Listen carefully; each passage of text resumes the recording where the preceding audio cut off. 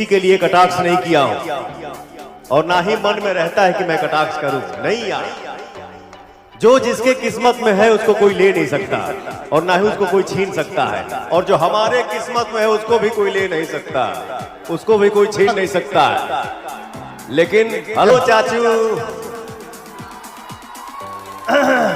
तुम्हारे गायकी से हमको क्यों जलन होगा बे? ते गाओ मत गाओ, सुपरस्टार बनो से हमारा क्या फर्क पड़ेगा? लेकिन फिर भी मेरा नाम पवन सिंह है, इतना ध्यान रखिएगा। दोस्त है, दुश्मन है, कुछ भी है, बट आपके साथ मेरा दुआ है कि भगवान आपको दुनिया का सबसे बड़ा स्टार बनाए। क्या बात। एक चीज पवन जी, एक चीज इधर आइए, मैं आज बता दूं इस मंच से।